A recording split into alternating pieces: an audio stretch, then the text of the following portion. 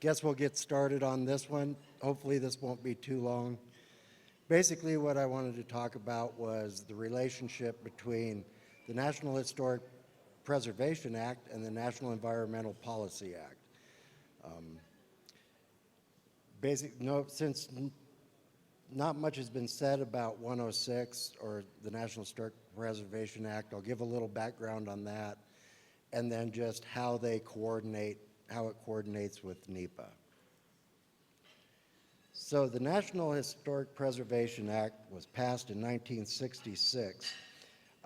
Basically, what was going on at the time was there was a lot of urban renewal projects, there were a lot of interstate highway projects, and they were taking out a lot of historic downtowns is what really set it off. And so Congress passed the National Historic Preservation Act. And basically, as you can see, it was meant to provide harmony and help protect these areas. But it also did a few other things. It established the Advisory Council on Historic Preservation, which is a quasi-governmental organization in DC. It established the State Historic Preservation Offices.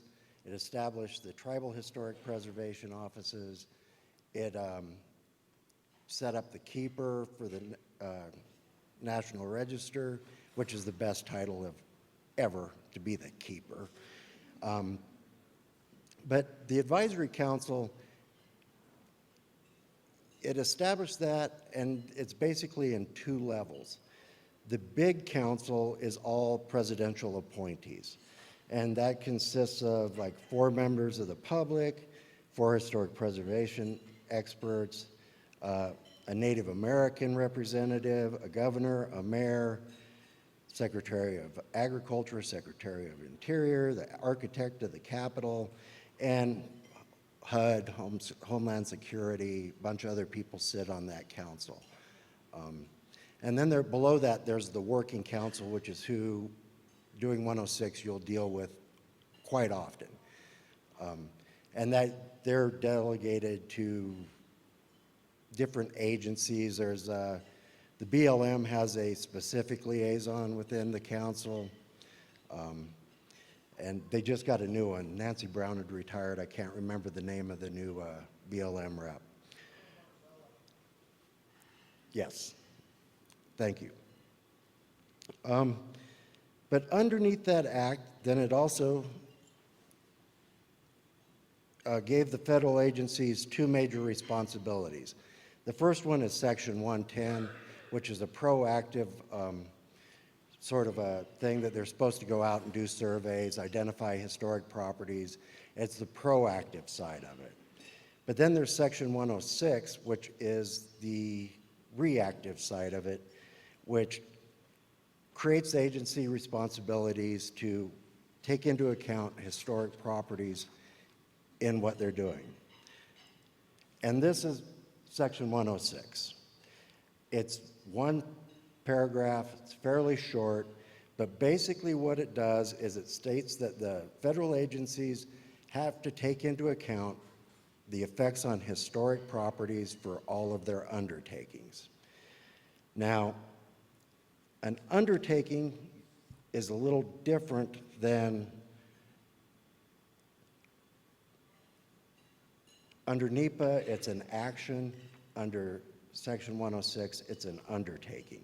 And I'll get to the difference between those a little later, I believe. No, actually, I don't think I will.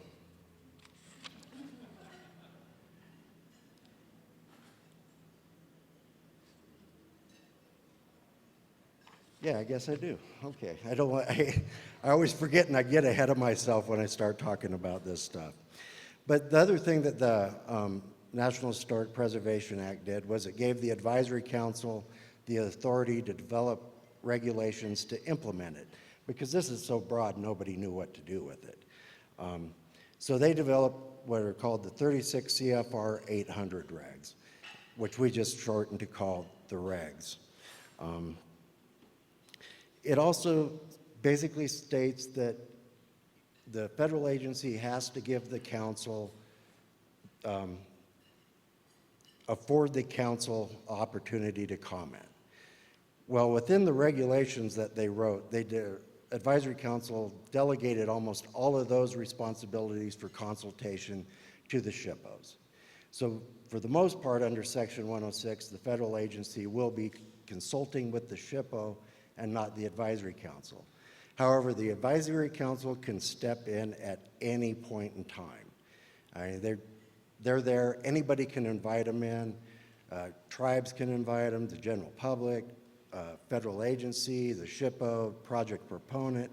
If somebody thinks that they're needed, they can talk to them, and they have a list of criteria they use then, and if it meets those criteria, or if they just decide to, they'll step in. When wind projects came in, they were involved in all of our early wind projects until they saw how those were going to wash out, and now they rarely get involved in them because they think we're handling them fine. The other part about it is the term historic properties kind of confuses some people. A historic property means that a site is either eligible for listing in the National Register or it's listed in the National Register. It can be any, well, the full definition means any prehistoric or historic district, site, building, structure, or object included in or eligible for inclusion in the National Register of Historic Places. Those are generally done. There's a formal listing on the National Register, which is quite a lengthy process, and it's not done that often. But there's also a consensus determination, that is, the federal agency consults with the SHPO, and if we both agree something's eligible, then it's considered eligible. If there's a dispute between the federal agency and the SHPO and we can't agree on whether it's eligible or not, then the federal agency will send that dispute to the keeper of the National Register, and their decision is final. There's no disputing it. So we try to avoid that. It doesn't happen very often. We can usually come to an agreement on whether a site's eligible or not.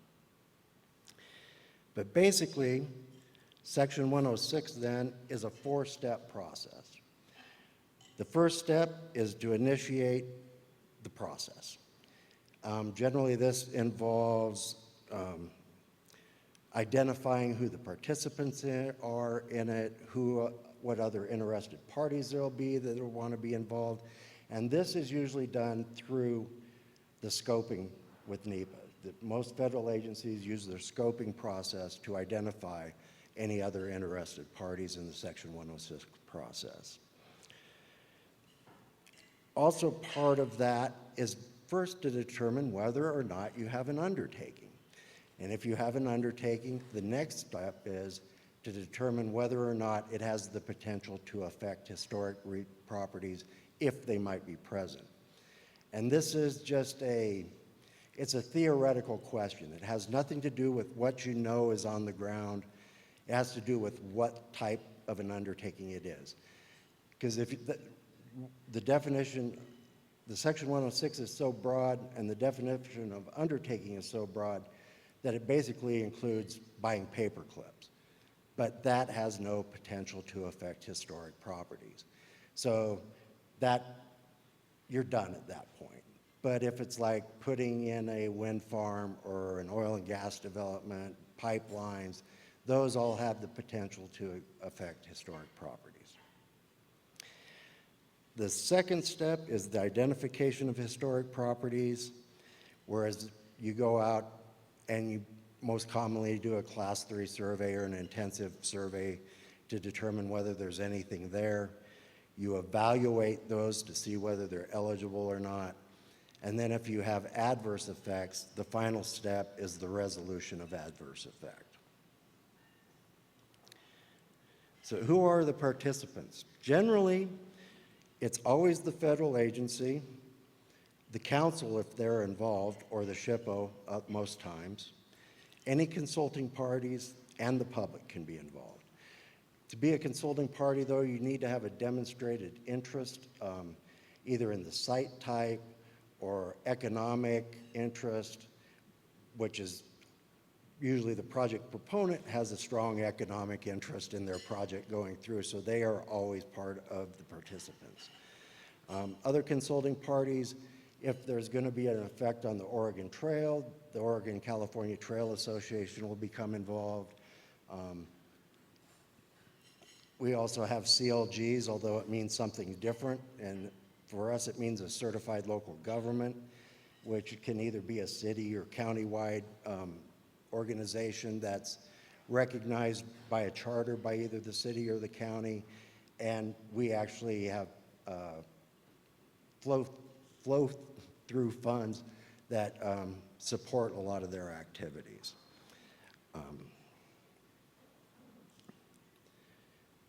Differences between NEPA and 106. Oh, wait a minute, I think I'm starting off with similarities. Both authorize the development of agency-specific alternative procedures. The main similarity is that they are all involved public. And we all, as been said about NEPA, the earlier you start, the better. 106 is one of those things that you don't want to get to the end and go, we have this checkbox that we haven't clicked off yet, you know, that before this project can go. And we get those phone calls quite a bit, especially from, there are certain projects, and like HUD does CDBG grants, and a lot of the people applying for those have never heard of Section 106 before. So when they come through in their cycle, we get a lot of last minute help. We got to get this done. And we try and do the best we can, but usually with federal agencies, and if they're doing NEPA documents on it, they know that they need to start early on the Section 106 process. And both require the process to be completed prior to a federal decision. That's one of the big ones. The other similarities are, under NEPA, you have a study area. Under Section 106, you have the area of potential effect. They're similar in that they vary depending on the extent and the size of the undertaking, and they can be different for different kinds of effects or different types of undertakings. The other similarity is under NEPA you have federal actions, whereas under 106 you have federal undertakings. They're very similar, but an undertaking is a project, activity, or program funded in whole or in part under the direct or indirect jurisdiction of a federal agency, including those carried out by or on behalf of a federal agency, those carried out with federal financial assistance, and those requiring a federal permit, license, or approval. So this is a pretty broad definition for what an undertaking is. And the ones with approval, like we have state revolving funds that are passed through, there's Environmental Protection Agency monies, but the state handles it, so the state consults with us on behalf of the EPA. The same with the CDBG grants, that it's HUD monies coming through, but the state handles it on behalf of HUD. But then there are some differences. NEPA deals with significant impacts, whereas Section 106 deals with adverse effects. Now, you can only have adverse effects to a property that's eligible, and under 106, all we care about are eligible properties. However, under NEPA, they consider effects to all cultural resources, whether they're eligible for the National Register or not. The other difference is when they talk about significant impacts, in 106, significance relates to the eligibility of a property. A property has to be significant before it can be determined eligible.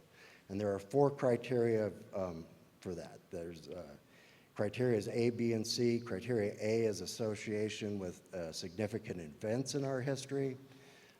It can be a pattern of events, like the Oregon Trail, it's westward expansion. For like irrigation ditches, it's agriculture, could be related to homesteading. Criterion B is significant or important persons. That one's very hard to do. It has to be like the major place that the person did what they're famous for.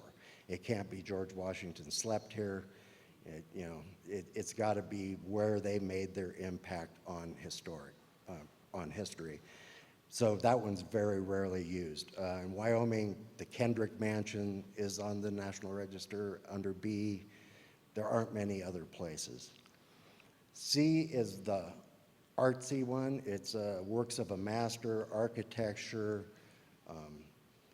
significant, built like a Frank Lloyd Wright house. It's almost always because of the importance of those designs. And then D, which is the most common one, is important data. So that's mostly all your prehistoric sites, your buried sites. Those are significant under criterion D. It has to meet at least one of them to be eligible. There are some properties that meet all four of those levels of significance, but as long as it meets one of those and it has integrity, which is the other part to make it can be significant but not be eligible. For instance, there are places where a significant event happened, but they no longer have integrity because it's under a parking lot now, so that would not be eligible for the National Register. And there are 7 aspects of integrity that I don't have in front of me, but they're setting, workmanship, location, feeling and association, which those are so wishy-washy, I rarely get into those. But I'm a prehistoric archaeologist, so I don't deal with the buildings and stuff that usually have those feeling and association type things to them. The other difference is mitigation under NEPA includes avoiding and minimizing, reducing, as well as compensating for the impact. Under Section 106, this definition, I should say, or this explanation, it's not a definition, comes straight from the Advisory Council, and the CEQ put out this booklet a few years back, which I'm plagiarizing heavily from. That is NEPA and the NHPA. And according to the Advisory Council in that, mitigation is, well, you can read it up there. I'm getting lost on my pages.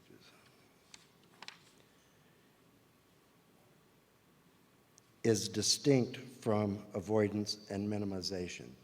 Now, they're all part, avoidance, minimization, and mitigation are all part of resolutions of adverse effect. Generally, what the Advisory Council likes people to do is not redesign the project, come in, and then make a determination if it's an adverse effect, and then think of ways to avoid and minimize or mitigate. In Wyoming, we do it differently. We tell people up front, do everything you can to avoid and minimize first, because we don't want to have to write an MOA stating that you're going to move the road to 100 feet to the west. That's just silly when you can do it out on the ground and determine that's what you're going to do anyway. And as I said, it's a 4-step process. So if the first step, if you realize that either you don't have an undertaking or it doesn't have the potential to affect, which are decisions made entirely by the federal agency. We're not consulted. They don't have to talk to anybody to make that decision. If that's the case, you're done with Section 106. If you go out and you do your identification and you find nothing, under the regs, you have to consult with our office still on the results of that, but you're done. And you have to also determine your level of effort before you go out into the field. You might look at your records and say, this place has all been previously surveyed, so we're done. Or we only have to go out and survey half of it, then you go out and survey half of it. Or you can say it's all totally, the area is so disturbed, we have a bunch of exemptions for different things like that, that you don't have to do a survey, and then you're basically done. If you go out and you don't have any adverse effects, you're pretty much done. They submit the report to our office, we review it, and it's done. But then if there are adverse effects, then you have to figure out a way to resolve those adverse effects. Usually by the time we get to that point, it's through mitigation because the avoidance and minimization have already been done. So we develop a MOA with all those interested parties to resolve those adverse effects, either an MOA or a PA. So how does this flow with NEPA? Well, under a CADX,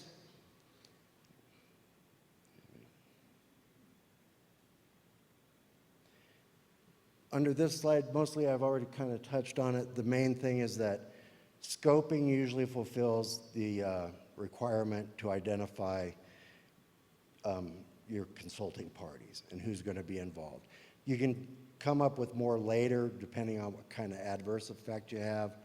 The BLM actually has a website that identifies all their projects, and they fulfill their obligation to notify all the consulting parties through that website.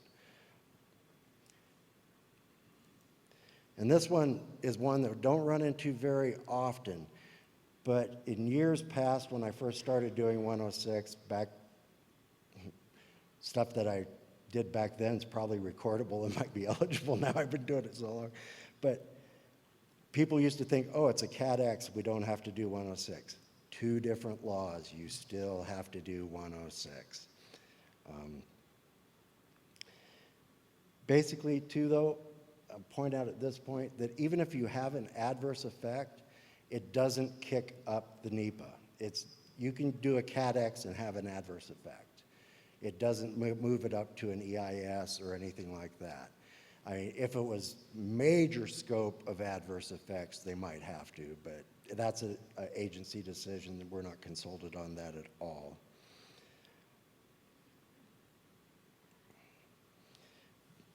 Okay, and for EAs, as you can see, it's basically that one-to-one correlation. You do your scoping, you initiate the Section 106 process.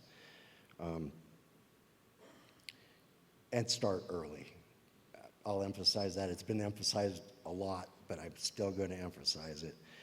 And then basically, you'll go out and you identify your historic properties, and then you can put that into your EA on what those effects are going to be to just let the public know in case anybody becomes interested.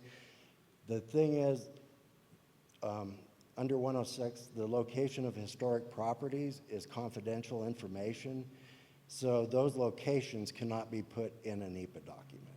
You can discuss the properties and talk about the effects to them, but you can't put them on a map in a public document. So there's some confidential information that we maintain that can't be divulged in that document. But start early, get your 106 done, and then if there's adverse effects, we do an MOA, PA, and then you can sign the FONSI. Same thing with EISs, only it's a little more involved. But it is that you match the steps so that you can, one of the reasons why 106 has to be completed prior to a decision is that there is flexibility then to adjust your alternatives to avoid any adverse effects if possible. Now, adverse effects happen all the time. It's not something to be afraid of, but when they happen, then we just move into mitigation, especially in large areas with oil and gas. The sand draw area of the Pinedale, or of the Jonah Field, is notorious for having discoveries. You don't find anything when you go out and survey, but that blade goes on the ground and takes off this much dirt, and it's just black dirt. There's house pits, there's all kinds of stuff that just pops up. Now, for some projects, it is impossible to complete 106 prior to making a decision, which is where programmatic agreements come in. Programmatic agreements are for large, complex projects. An MOA is done when you have an individual undertaking with known adverse effects, and you do an MOA just to mitigate those known adverse effects. For large, complex projects or places where you have redundant adverse effects that are all similar in nature, then you might want to do a PA. The biggest ones we do in this state recently, especially for like all the power line projects that have been going on, Gateway West, Gateway South, Trans West, they can't make a decision to know where to survey prior to because they got like 4 alternatives and they're all on the table. So you can't go out and survey them, especially those big projects that involve multiple land ownership, and they have to get permission then to get onto the right-of-ways to do some surveys.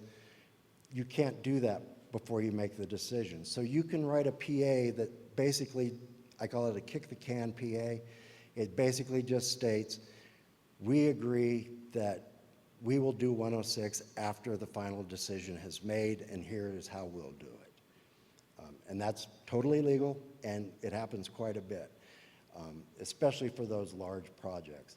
Other projects, like where you're going to have redundant similar effects or large effects, like the Hiawatha, Atlantic Rim, trying to think of a couple other, Pinedale Anticline, where you know this huge project is going to have adverse effect. On those cases, it was on Cherokee Trail, Hiawatha, or the Overland Trail, Lander Cutoff. You knew you're going to have an adverse effect on those. And instead of doing hundreds of MOAs for each individual well that's going in, we did a PA that mitigated the adverse effects of the entire that entire EIS area on those trails. So then it was one and done on those. We didn't have to worry about, as long as the PA was followed, adverse effects to those resources were covered.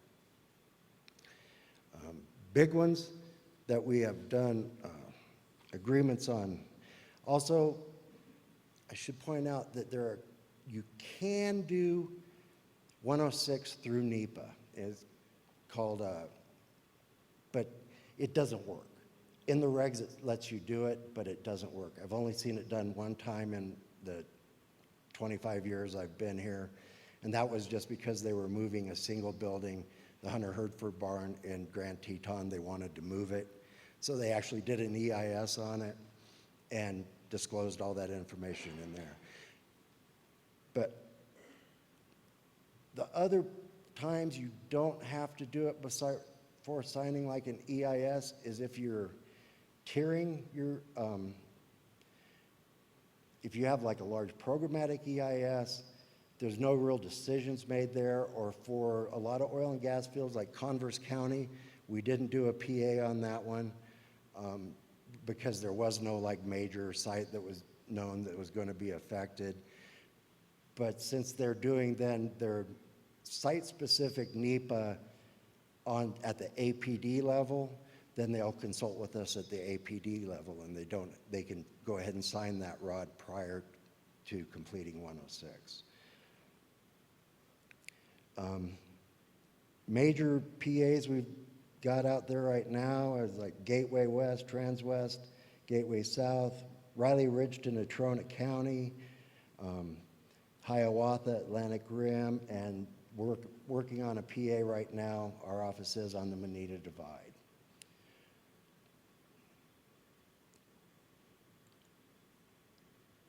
Just some different sources. This pamphlet On NEPA and the NHPA, if you go to achp.gov, you can download the PDF from there. It's a very useful document. It goes way into much more depth than what I did in discussing. It's actually got like a checklist on there for going through the processes together and how to coordinate them. And our website is there. And you can always call us up and ask us a question at the SHPO office too. I'm usually tied to my desk reviewing reports, so I'll answer the phone. It's like a nice break from another 500 site report, because these big reports come in with lots of sites. Generally though, 85% of the sites that are located are not eligible, and so they get no protection whatsoever. When I talk to recent grad students in archaeology, they're always surprised to hear that, you mean that site's just going to be bulldozed? Yep, because it's not eligible. There's no reason to save it. So record it good the first time. You might be the last person who ever sees it. Again, there's the document that it came from, and I said it would be brief, and I am. So any questions? Thank you.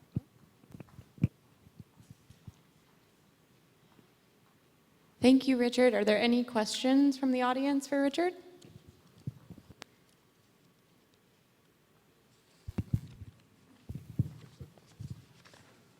Richard, as you know, WildBen in the past has experienced the archaeology review timeframe, and the Section 106 process comes at the 11th hour.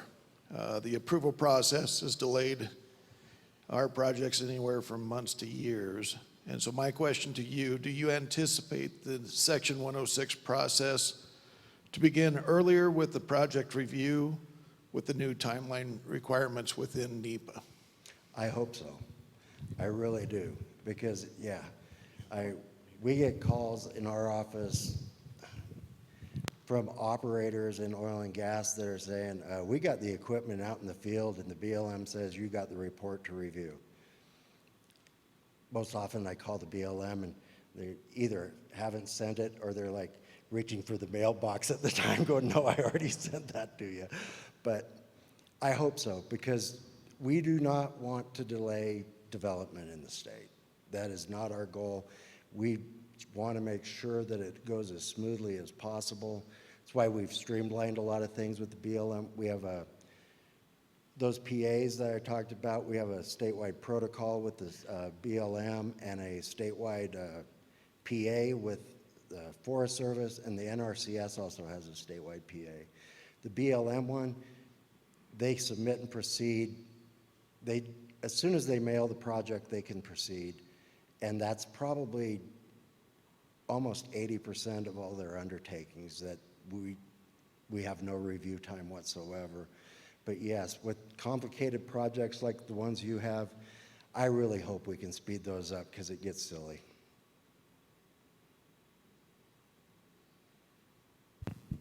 Any other questions for Richard?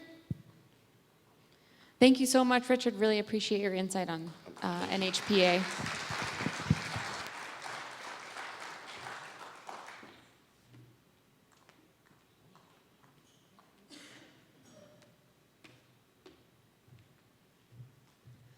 Okay, our final presentation of the day.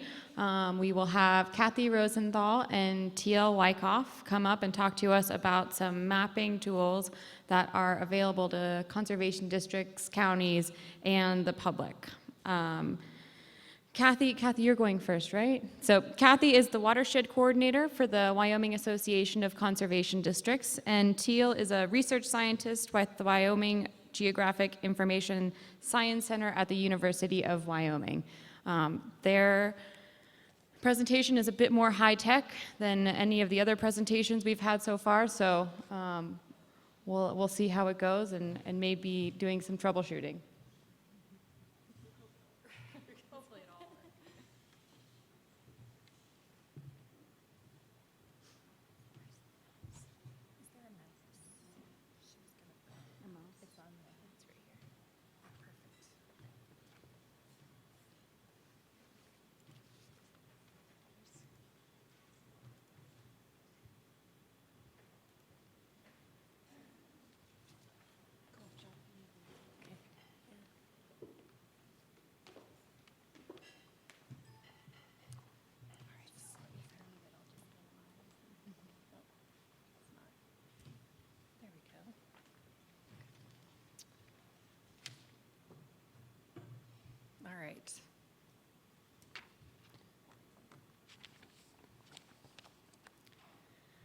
All right, well, thank you again.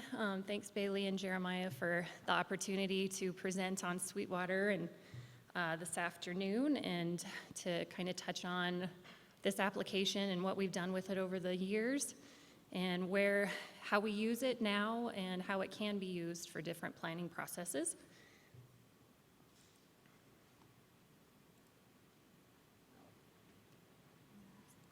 There, okay, maybe that would work better.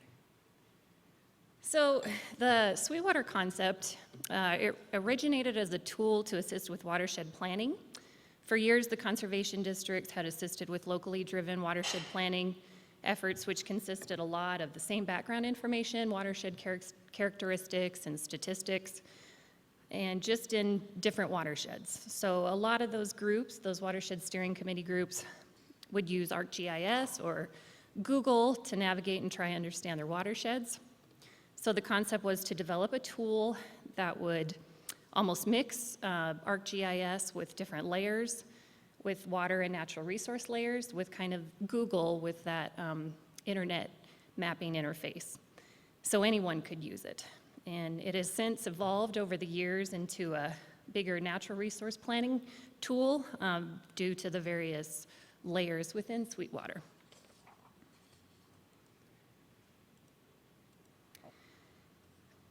So the timeline, it originally started in 2010, and first application was rolled out in 2011.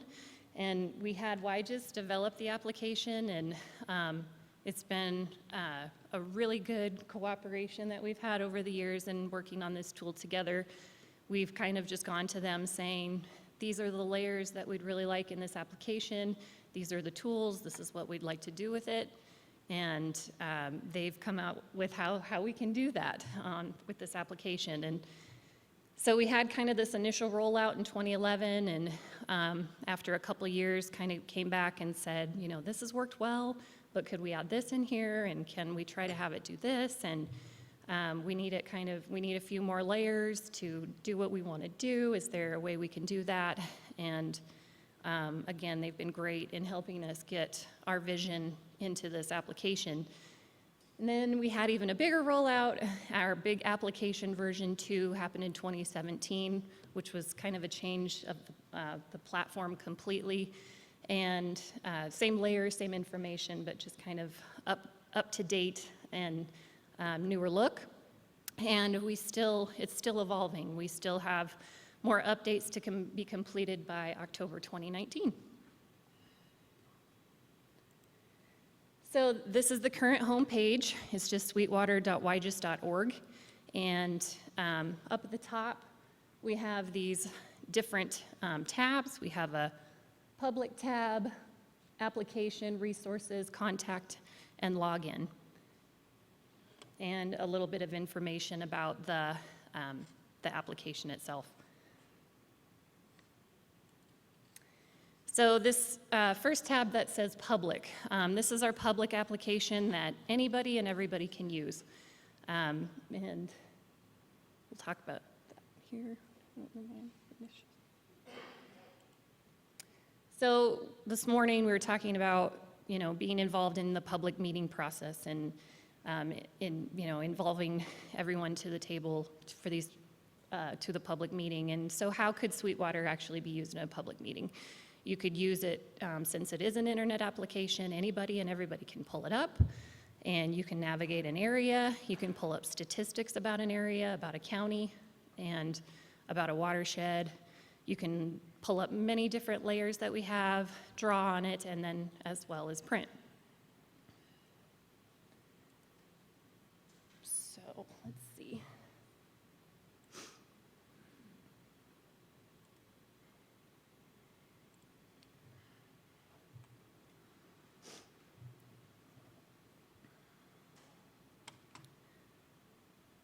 So how come I'm still on that?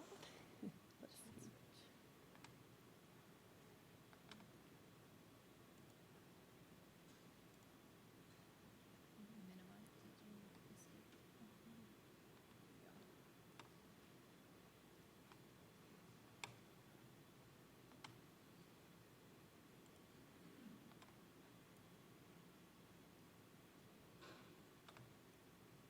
Okay.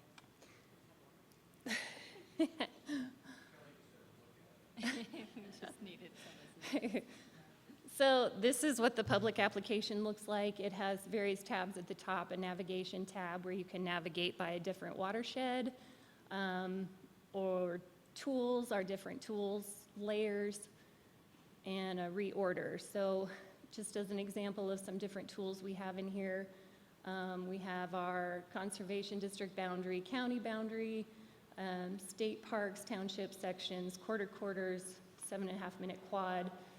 Under BLM, we have we have land management. So, and if you have a bunch of layers on and you want to see underneath some, this little tab with the eye for information, you can change the opacity of it so you can see different layers on top of each other. That information tab also gives information about the layer itself, the publication date, provider, and if you wanted more information about that, you can click the metadata. This plus sign is a little legend, so it tells you what the different colors on the map is indicating. We have National Park Service, NRCS, SEO, Game and Fish, U.S. Forest Service, U.S. Fish and Wildlife, climate and atmosphere layers, min and max temp, different environmental geology. We have soils under here, and then hydrology, transportation, railroads, roads, and trails, including historic trails, UTV trails, vegetation, national land cover data set, and wildlife, crucial range for different species, as well as sage-grouse habitat. So those are all the kind of different layers we have in the public application, and then the different tools. You can draw on the map by clicking, making dots, lines, bigger areas. And then a measure tool, you can measure an area. It'll give you in acres, distance, and then these statistical tools, which have evolved and have kind of been really cool over the year. The evolution of this tool has been pretty neat. So if I was looking for some statistics about Johnson County, it pulls up the information in a pie chart over here on the left and gives me the different percentages of the surface ownership in that county, elevation and precipitation, and if I wanted to know the area and the different, again, broken down by percentages. If I wanted that information in a PDF report, I could click PDF. If I wanted just a pie chart in the report, I can click this tab and save that image and upload it to a report. So it's really handy for any kind of land use plan that you're putting together if you needed that statistical information. We also have those statistics broke out that you can do by watershed, and we have some ag stats for those counties, for the counties as well. So that's just kind of a quick version of the public application, again, that anybody and everybody can use.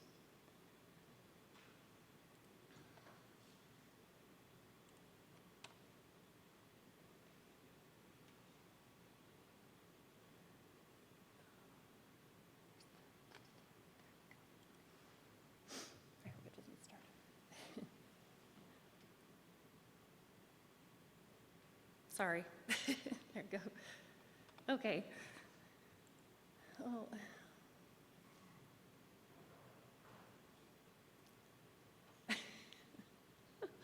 All right. Okay.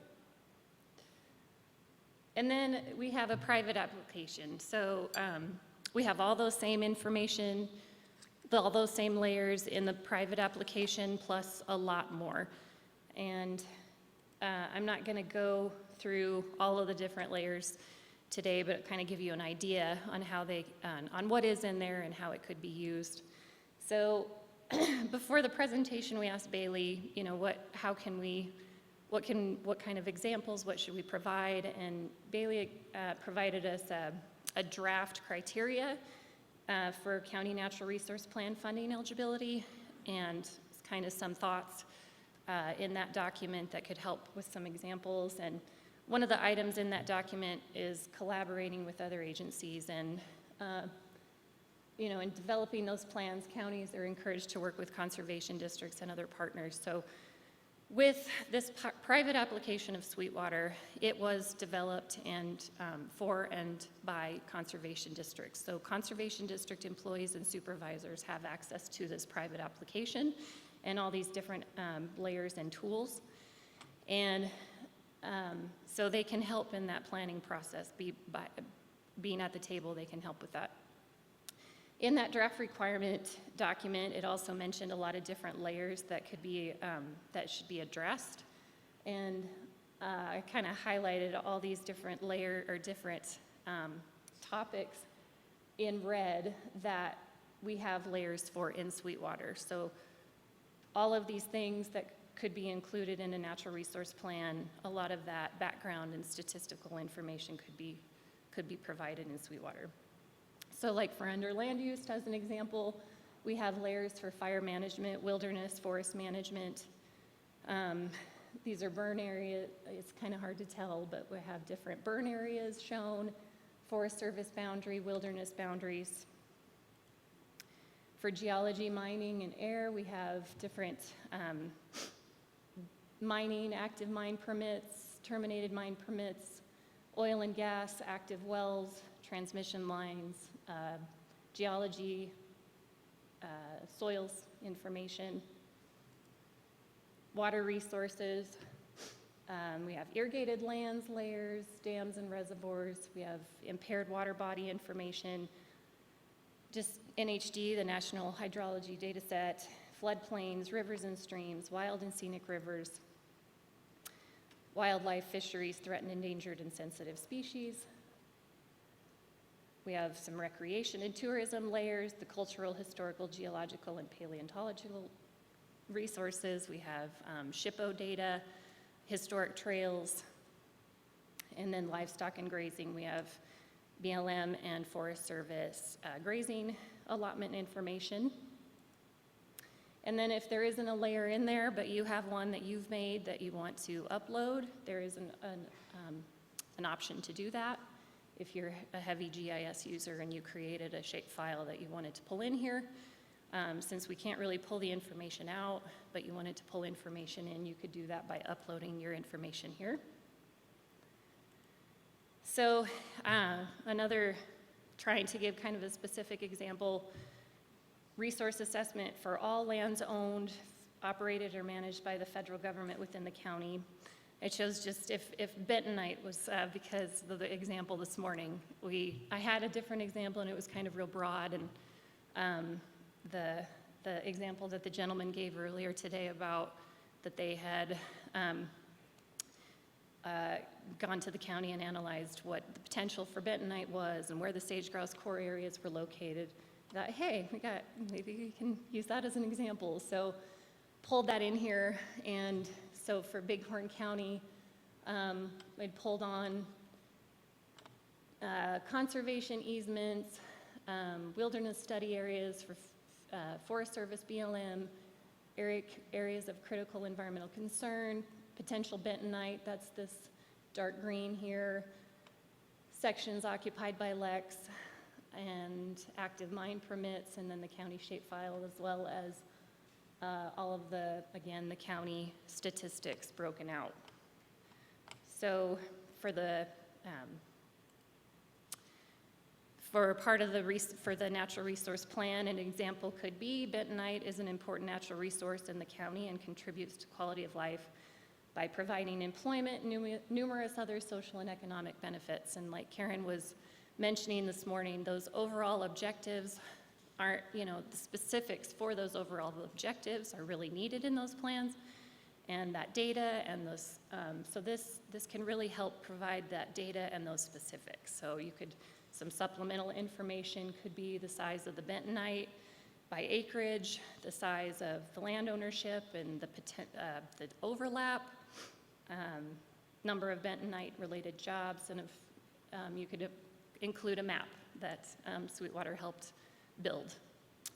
Some natural resource considered with this assessment are those that I just kind of all mentioned. So just kind of to recap, yeah, Sweetwater can definitely be used for public meetings and group settings of an assessment of an area, and it can help when developing resource management objectives and help when developing priorities. So I know firsthand how effective the tool has been in different planning settings and watershed planning efforts with steering committees and in land use plans. And so we've definitely used it in all our planning efforts. So, and with that, I'll turn it to Teal.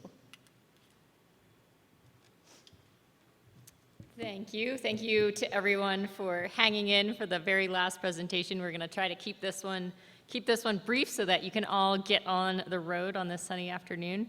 So as Bailey introduced earlier, I am Teal Wyckoff, and I am with the Wyoming Geographic Information Science Center. We are a research center at the University of Wyoming. So for those of you who I don't know, that is who we are. And we work with a variety of folks. I just wanted to mention before I jump into the tool that I'm going to talk about, kind of the framework within which we fit. So we're an entity at the university, and we work a lot with, being the only four-year institution in the state, and being a GIS research center here, we have the opportunity to work with a wide variety of folks. Working on Sweetwater with WCCA, and Kathy and Bobby was sort of very early in my career at WYGISC, and has been one of the applications that I've grown with during that time. And a lot of things, it was really one of the very first applications that came out that was bringing, kind of the objective here, bringing all of this information that is out there and available, but not readily usable by those who do not have desktop GIS tools and experience, right? So there's so much information, but unless you have all of this specialized stuff, it's really hard to get at. And so that is in part the objective of developing some of these online map applications to really bring, a lot of those data and some of the analyses into a web environment, into a place where all of you, despite your GIS skill sets, can get at this information and start to get a sense of what's going on the ground where you're interested in. So the tool that I'm going to talk about today, as I mentioned, it was one of another iteration after Sweetwater. We've developed a variety of tools working with the Game and Fish Department. A lot of what we do is internal to an organization. The internal application that Kathy introduced being an example. We also work with the NRCS, the Game and Fish, a variety of different folks. But we also develop a variety of public-facing tools that have evolved over the years. And the one that I'm going to talk about today is called the Natural Resource and Energy Explorer. Now, this was a project that the idea of which was first introduced in Governor Meade's first iteration of his energy strategy, which was released in September 2013. In that document, he outlined the desire to have essentially an energy atlas concept, some place that could bring together all of these different data sets that were available in Wyoming into a comprehensive place where anyone could gain access to them and get a sense of what was going on in the ground. This was really just a paragraph in that document, and we had to take that concept and decide, what direction we were going to take that. At the time, we pulled in a whole community of end users from a variety of different backgrounds, and essentially turned it around and presented it to them and said, okay, this could mean a lot of things. Here are the different directions or avenues we could go. We want to pick one of those avenues right now and try to meet that need. And kind of the resounding response that we got was, we want a tool that can be used by, land and resource managers on the ground. We want something that can actually, have all of this information in there and be accessible to those who have some idea of what all these data sets are that they need, that they can bring in and use. Some of the other things it could have been, we still have visions of developing more of a dashboard concept, something that just provides statistics without a user having to actually interact with layers on a map. But for now, this has been the resource that was developed. Now, in terms of, the drivers of this, as I mentioned, it came out of the energy strategy. This inherently meant that the governor's policy office was really the guidance behind it. The governor's idea for this had in part come from an earlier application that we had developed in coordination with the Western Governors Association and the Wyoming Game and Fish Department. Some of you may have heard the acronym WISDOM. And that application was very wildlife focused. And he said, yeah, that's great. Governor Means said, that's great, but what about socioeconomics? What about all of the other things that are going on that someone would need to know about? And so that's where this application came from. As it turns out, the Business Council has served in the funding capacity behind this application. So coordination between coordination between the Governor's Office and the Business Council. We were the development partner, obviously. So our role here was the technology side. So how do we manage to bring all of this information together and serve as kind of that liaison to pull all of it into some kind of technological platform that we can turn around to you and that will, despite all of the data sets that are in it, actually run on your internet connection. So that was our contribution or challenge in this project. There was also a variety of committees that we pulled together. So as with some of these other applications that have been developed, one of the critical components, right, are the data. So you could have every fancy analysis tool in the world, but unless you're feeding it data that is meaningful, they're not going to do you much good. And so having, those data partnerships with all of what I call data providers, but really, they're state agencies, they're federal agencies, they're others, those working relationships are critical. And I think this has already been mentioned here over the last couple of days, but what a lot of this comes down to are those working relationships, the communication, the coordination. And that, at the end of the day, is one of the most important components. Because if, let's say it's the, bat data or something like that, if that is sitting on somebody's computer on some agency desk somewhere, it may be the fanciest, most intricate data in the world, but unless we can bring it into, a place where others can use it and leverage that information, it is not going to do the rest of us a whole lot of good. And so that, for me, this was one of the biggest projects in my career to date in terms of that coordination with such a wide variety of agencies and really working to get this information pulled together. Granted, it was in part being the catalyst was developing this map application. That being said, these are working relationships with that wide variety of partners that are meaningful for everything we do in this state, for all of the data coordination that needs to happen, for all of the information that all of you need in order to make decisions on the ground, right? So we're not just doing that to support this, but because it came out of the governor's office, it had a few more teeth than some of these things usually do. Me coming to an agency and saying, hey, we'd like to use your data to support this effort. This was one of those, I think, real success stories in terms of bringing that information to the table. There were definitely some groundbreaking decisions made by a variety of entities to make their data in some capacity available to a public audience, data that had never been widely available before now. And so that, for me, was a huge component of this. We also engaged with an end user group. That included state agencies, the NGO community, the consultant community, a variety of folks in the early stages of development of this application. Since we had kind of so little direction in the one paragraph in the Energy Atlas concept, we needed input from all of you, really, to help us move this forward and really turn it into something that we thought could be useful on the ground. So that target audience was a variety of folks, consultants, NGOs, state agencies are a big user, as it turns out, even though for the most part a lot of them do have desktop GIS. But that being said, this is a pretty quick and easy way to come in and interact with these data sets. It serves in a basic sense as an initial assessment tool, as well as just a simple data discovery tool in addition to that. So even if you're not necessarily, if you don't have a specific project area in mind, it still can be a place to come and review data. One note about the application is that it is a site evaluation,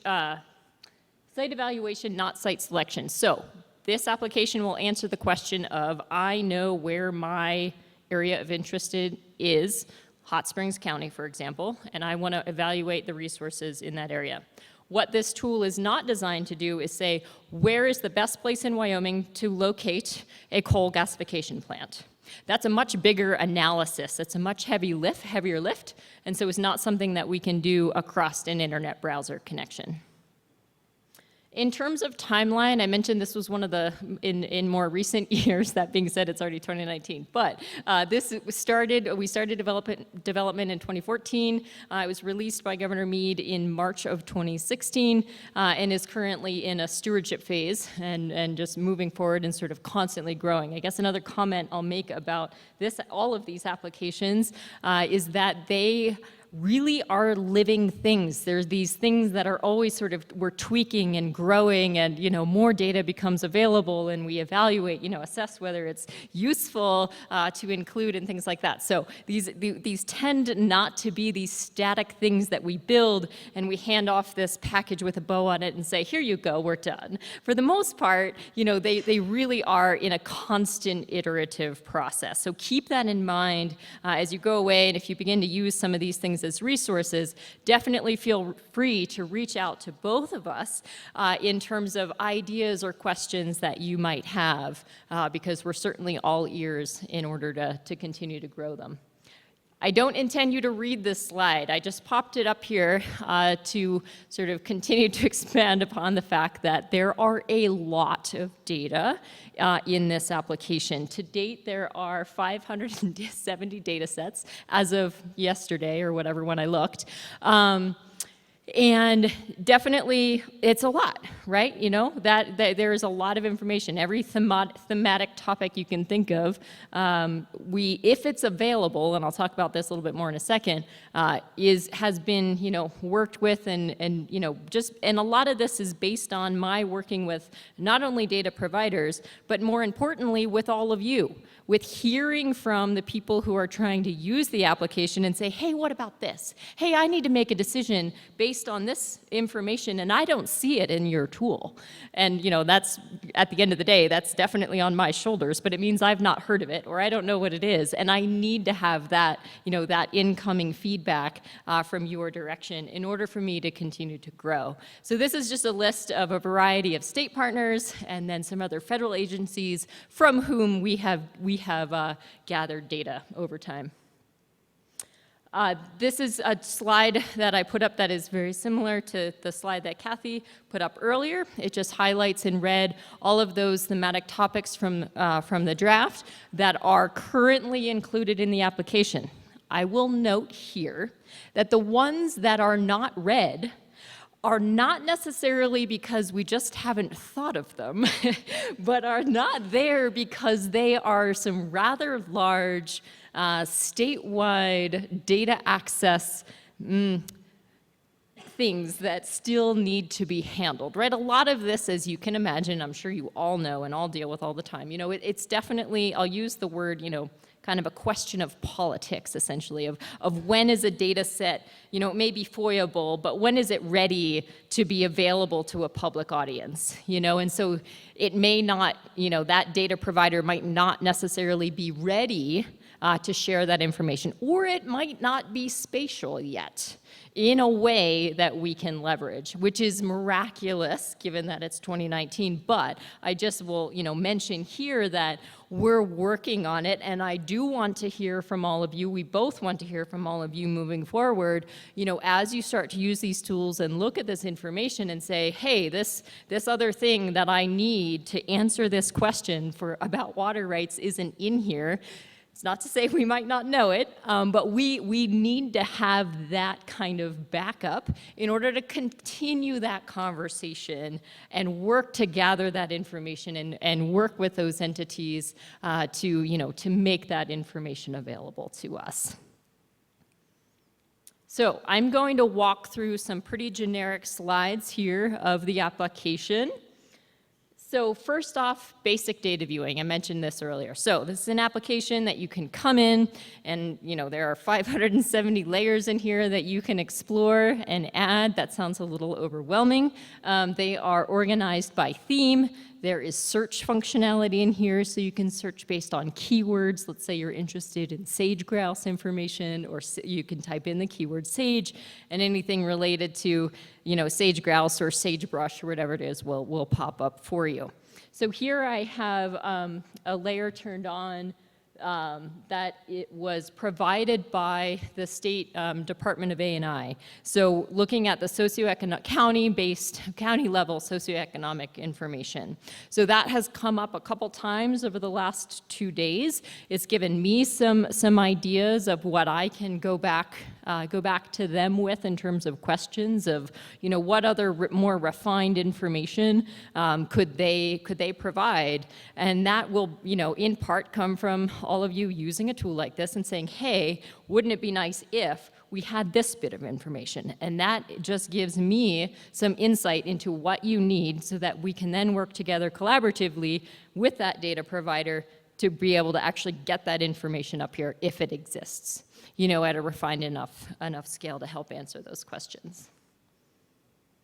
We can also just use this to overlay multiple map layers. So here the example that I've put up here, just because it's I had other examples in here, but just like Kathy, having listened the last 2 days, I ended up changing some of my slides just to reflect some of the current conversation. So here we're just looking at data that is coming in live from GeoMac, fire perimeter data for the last 20 years through last fire season is what is populated on the map. So I'll mention here something that is true for both Sweetwater as well as this NREX application. We have been striving really over the last, I don't know how many years, it's been getting better and better, but striving to have data, rather than us warehousing information where we get a copy of the data and we stick it on a server and then immediately it's out of date, right? Until the next time that we get an update from that data provider. We have been working towards being able to integrate live data that are provided by that data provider. So in this case, of course, then when they don't work, that causes a problem, which happens more frequently than we like. But that being said, this is an example of, we are pulling in a live map service from a federal entity, which means that data set is not living on our servers at the IT data center at the University of Wyoming. All we're doing is touching their data that live on their servers. What this means fundamentally is that, you know, those data updates are seamless. They could happen at any time and they are out of our hands. You're not waiting, you know, for that coordination or data sharing to happen for us to get those data. So here we're looking at fire boundaries, and then we're looking at a vegetation layer underneath. It was really just, you know, pulling in a couple of, just to give you an idea of how we can start to just, you know, layer things on top of each other in some of the very basic sense of use cases of this application. The next thing that we can do, or the next level that we can layer on top of that, is that, and this is something that The intention here, I mentioned before, this is not a site selection, it's a siting analysis tool. So you already know where your area of interest is. So here I've drawn in my area of interest. So I'm proposing to put in a bike path along a road, and I want to know, what are all the things that I'm going to run into in this area that A, might be a problem and indicate agencies that I need to coordinate with, or B, what some resources are that are available in that area that I might want to leverage, transmission lines or pipelines or something like that. So here we have our area of interest, and I've put on a buffer around that area of interest to say, okay, I not only want to know what's going on right on my proposed bike path, but I also want to know, within a quarter mile or something like that, what's going on in this area. So I've added a variety of data, and now I can run a simple overlap analysis that returns a variety of results. And I also have, attributes for every segment of every layer that's in here has some kind of attribute information associated with it. So, who provided it, what's the name of the feature, how big is that feature, what's the acreage, things like that. So I can do a simple overlay analysis and get a sense, right off the bat here, okay, well, I didn't overlap with any sage-grouse core area, great, but I am overlapping with some areas that SHPO, has flagged that they have reviewed. That means I need to go talk to SHPO about my Section 106 potential, but I don't have to deal with any sage-grouse related criteria. So really an initial assessment of a variety of this information. There's also some pretty good imagery in here. It's interesting how at the end of the day, just having some quick access for those of you who are not everyday GIS users, to have access to a variety of years of imagery. So in here we have, I want to say it's 2000, every 3 years, 2001 through present. The state is being flown again this summer, so we'll have yet another set of imagery available. A lot of it is at a 1 meter scale, which is not great, but pretty good, depending on what you need. In order to be able to see potentially some of that change over that time period.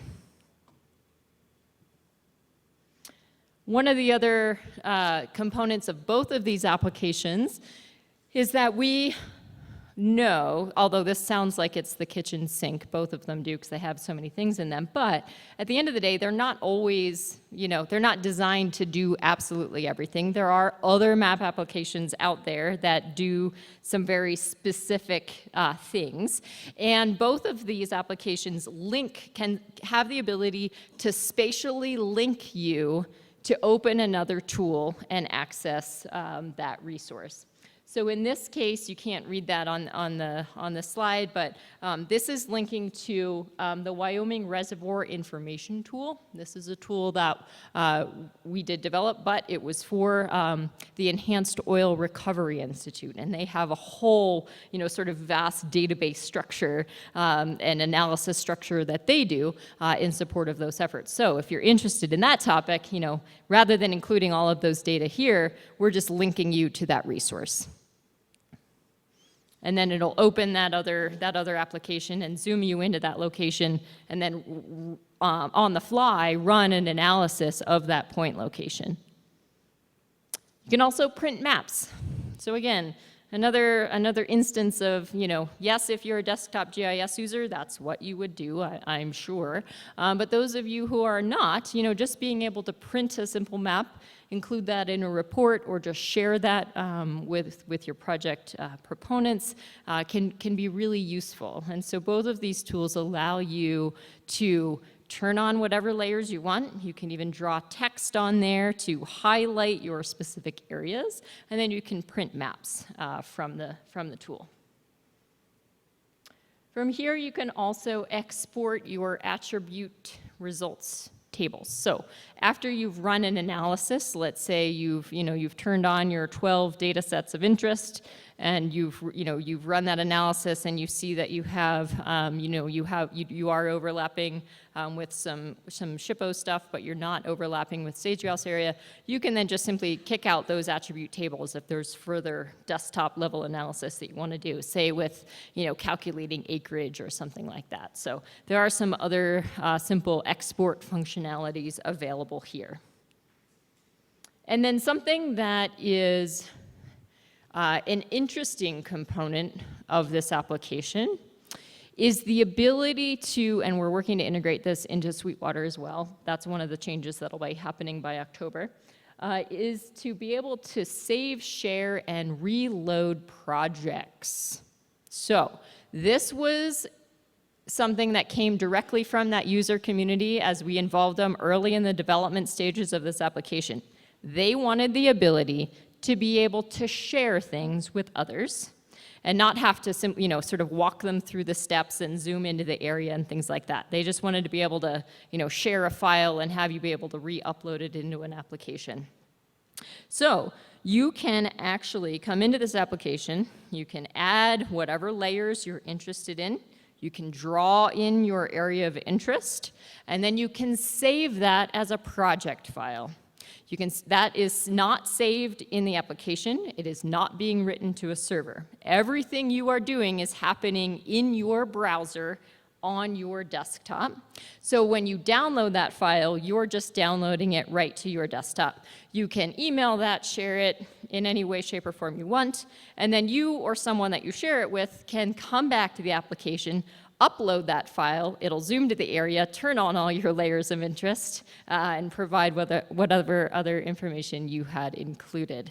Another function here is that you can save out a layer list. So let's say you have, I don't know, a dozen or 2 dozen different data sets that you always have to evaluate when you are proposing a project or something like that, right? Let's say it's sage grouse and it's wildlife and it's migration corridors, right? Like there's a certain segment of things that you always need to consider. And rather than having to always come in here and reload them every time from that tree of layers, you can actually turn them all on once, save out a layer list, and then every time you come back to the application, granted it's on you to remember you have a layer list, and then you load your layer list and all of those layers will load automatically for you. What this means though is it's not actually saving out spatial data. So it's not saving, a big pile of shape files, for those of you who know what those are, onto your desktop. Rather, it is just a set of parameters. You can open it and look at it. It's just a text file, but it is meaningless at the desktop, but it's a variety of parameters that are telling this application what to do when you load it back in. So that is another component in terms of some hopefully useful functionality.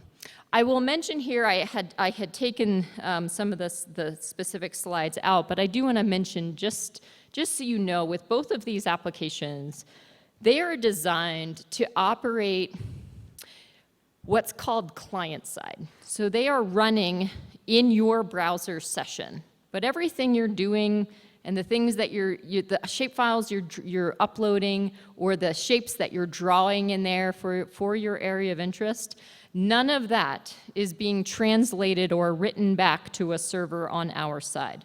All of that is so from a data sensitivity perspective, if you're concerned about not wanting to share, to have anyone know where you're proposing to do something, we're not recording that in any way, shape, or form. Just to be clear, all of that is happening in your browser session. As soon as you close that browser, it's gone, right?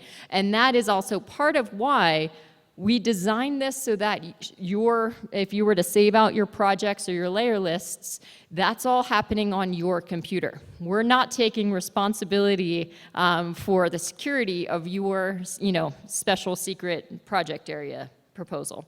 That is all, being left by design in your hands as a user of the application.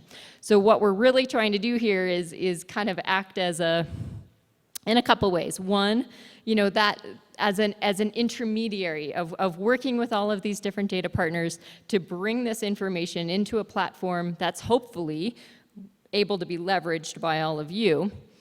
And also, to keep the reins in your hands. Yes, a lot of you may be doing other analyses, more in-depth analyses, but at least in this case, it's giving you some basic tools to be able to leverage this information on the fly in one place, and knowing that in one methodology or other, the objective is to keep this information up to date.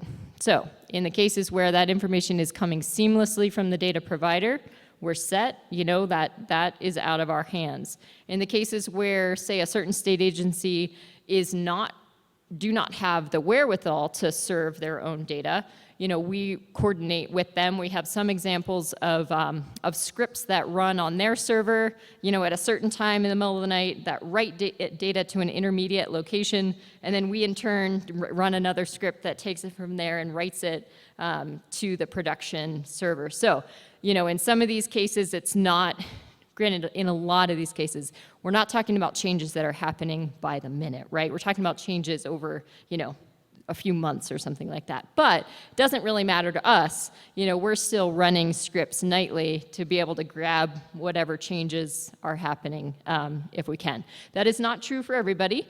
There are certainly some agencies who don't have services and who we're still working on actual data sharing relationships with, so that we can make sure those are sustainable. This is an ever-growing process. But just to let you know that we are sort of constantly striving towards that sort of comprehensive data update end goal. I suspect there will never be, the perfect, okay, we're done, we have all of this in place and it's all doing the right thing. We're talking about technology, and that is constantly evolving and changing. But with that, I just want to recap on both of these.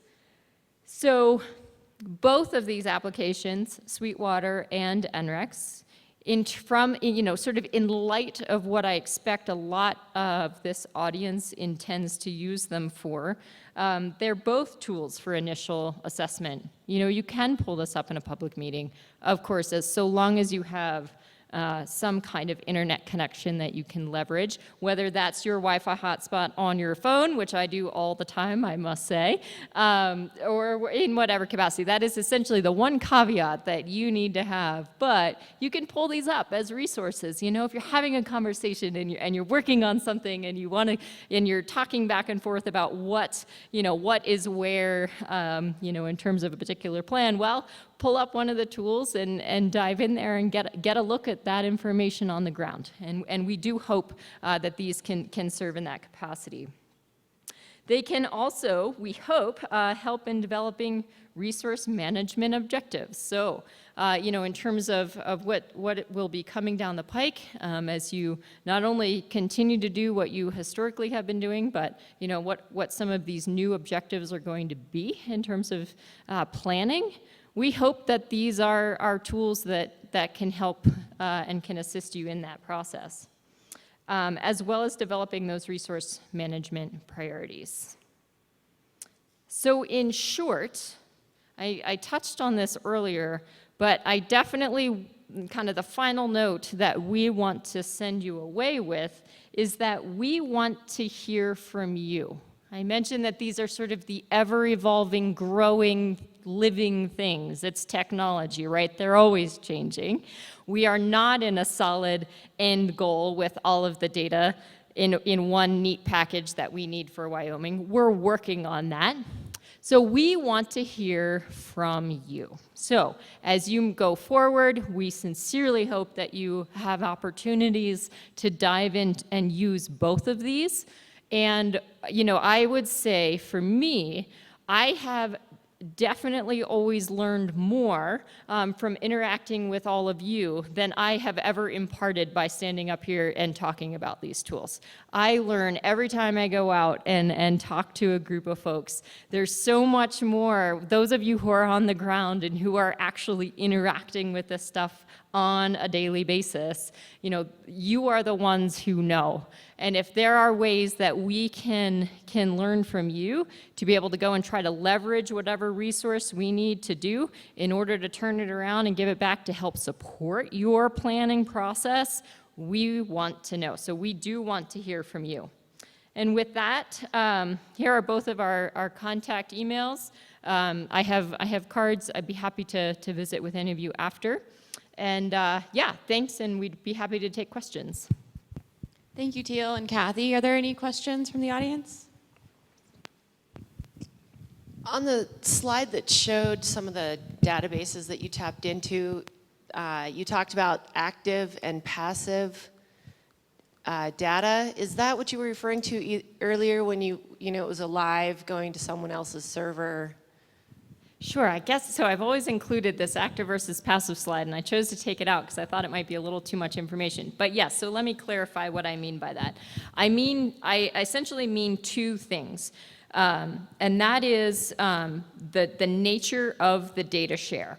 So an active data share to me can come in multiple forms. So there is at sort of the gold standard level, there are map services that are provided by that agency that we are able to leverage in an application directly. That's sort of the best of that world, so long as it performs well and we can actually rely on it. And that would be an active data share is also in the case where, from my perspective, where an agency is actively engaged in contributing information for our use in these applications. A passive data share another active data share could be us writing a script and working together to make sure data are updated. That I would also call active. I'm actively working with a data partner to provide information. For me, a passive data share is where that agency or entity hasn't been willing to actually contribute information for the purposes of use in this application, number one, and two, that they don't have it readily publicly available. And so we do have some examples of where, it's on, they're not going to tell us if there was an update to the data. We just sort of always have to be sort of pinging and trying to get in touch with and be able to get a hold of something to know whether there was a data update or not.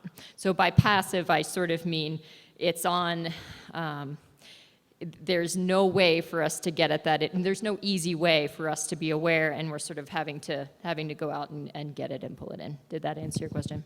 Okay. So I honestly do have like a three-part question this time. So a lot of counties are doing a bunch of imagery on their own. Commerce County, we've got some 3-inch imagery coming up, and you talked about meter flight. So I guess the question I have is all the imagery shareable, meaning is that 1 meter flight going to be available to counties to download so that we can integrate into our GIS? And then for a small fee, would you want our 3-inch data upload? I guess, is there a way or is mixing and matching that part going to be difficult on both? It sounds like it's pretty much the same kind of stuff in the background, but what about imagery and sharing that back and forth? And then the second part of the 570 data sets and then both of you have a huge data set, how much of that is the county able to integrate into our own GIS? Meaning we could go to you, but are those publicly available, or do we have to sign it? So what could we pull into our own? I think most counties have some level of GIS. So the sharing of both imagery and those data. Fantastic set of questions. And so a couple things. First off, the imagery. So yes, the imagery, the 1 meter imagery is available for download from us. So an application or a kind of a website, an application that I didn't talk about today is called the Wyoming Geospatial Hub, the Wyoming GeoHub. And that has been a very long-running effort, some years funded, some years not over the years, that we have hosted an online geospatial data library for, I don't know, probably since the late 90s in some iteration or other. We have been providing resource access to spatial data for download, or at least for finding those metadata records if it's not directly available for download for Wyoming. The imagery is one of those components. So we have every imagery year that is publicly available. So the data that I mentioned, that's 1 meter, that's the NAPE program. That's a part of the USDA Farm Service Agency. So that is flown for the agricultural states, for those of you who are not familiar. At this point, it's flown every 3 years. The future of that program is currently up in the air, but at least until now, and at least for this year, Wyoming has been able to pull together the funds from a variety of contributing agencies to be able to fly not only the agricultural areas, but our whole state. And this is a big deal for us. We've been very lucky to be able to leverage an existing program to have that. We, under the guise of the Wyoming GeoHub, are the sort of data maintainers, housers, and distributors of that information for free. So yes, absolutely, it can be downloaded. We're also more than happy rather than having to send you to a website to download it one at a time, we're also more than happy to coordinate and share bigger hard drives. We're talking terabytes of data if you wanted the whole state, many terabytes. So very happy to share that information, most certainly. And then in terms of kind of the other data sharing and being able to access data in your own GIS, yeah, a couple components of that.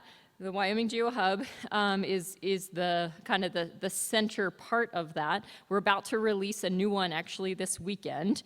So all of the metadata links in both of these applications are going to be updated to point to the new iteration of that site.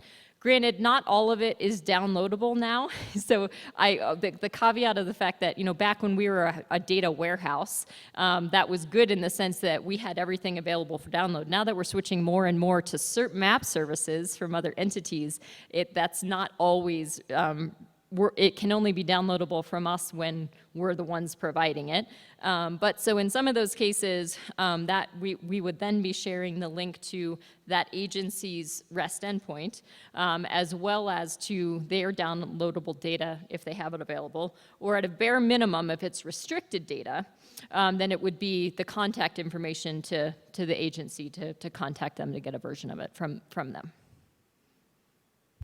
There's some that I could see for the emergency services side, like dams and reservoirs might not necessarily be a public thing, but you might want it for your local emergency services particularly. And are there written agreements that need to be executed for the data sharing, or is it, if we're going to that hub, is it click acceptance and go on, or do you need resolution or action by local government to share?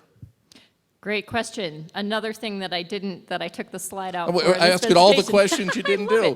Well, this is good. It makes it, it highlights the fact that this is important stuff. I'm so glad. So from a data sharing perspective, number one, the vast majority of, two things. The information that is available in here, as well as that is available for download, is publicly available.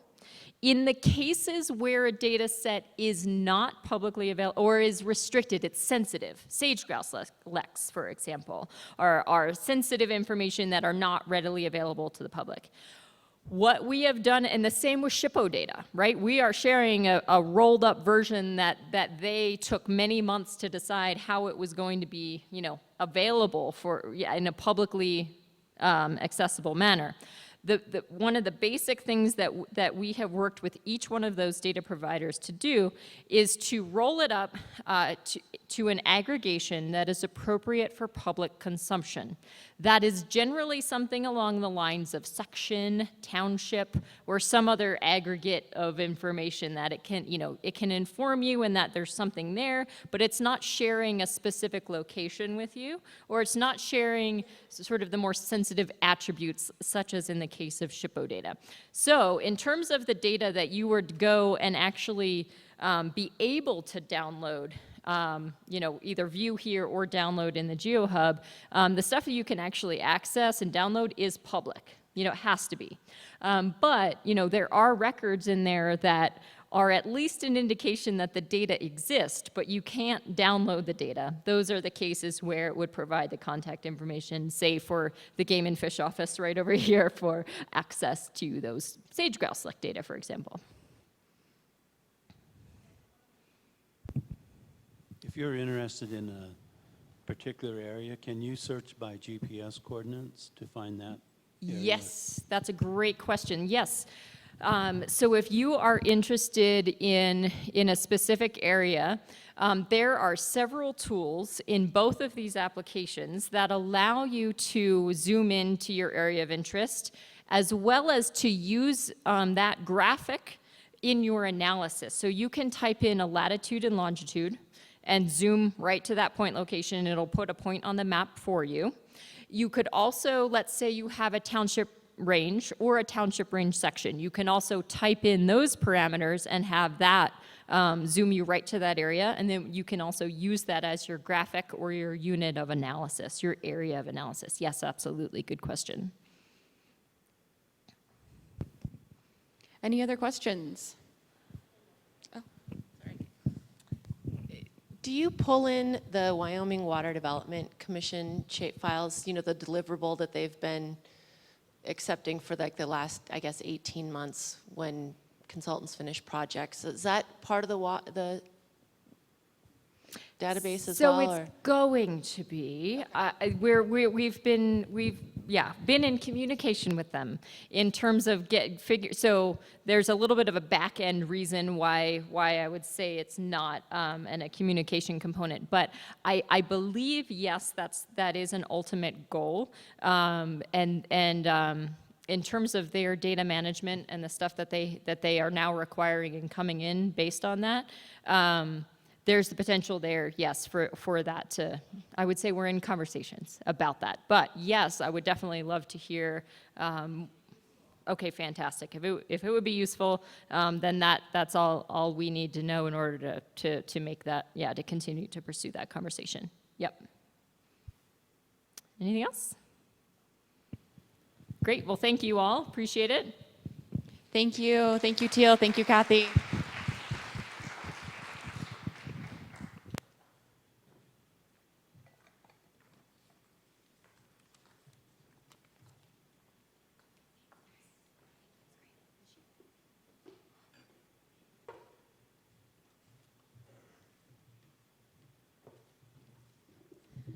So before I turn it over to Jeremiah, I'm going to just say a couple thank yous. First of all, thanks to you all for hanging in there. We're at the very end of a long 2 days of training, so appreciate you being here and learning together. I wanted to say one housekeeping item. The recording of this presentation should be available on the WCCA website by the end of the week. If not by the end of this week, then next week. And then I wanted to thank Wyoming Community or Catholic College for doing the catering, Chris Amend with Labyrinth Productions for making us all sound good, the sponsors of the reception last night, WACD, Stock Growers, PAW, and the Nature Conservancy. A big thank you to Kelly, Brittany, and Brooke for organizing all of this and making it possible. And thank you to all of our wonderful speakers. And then last but not least, thanks to you all for being here. Really appreciate it. So I'll turn it over to Jeremiah now for some final remarks and safe travels.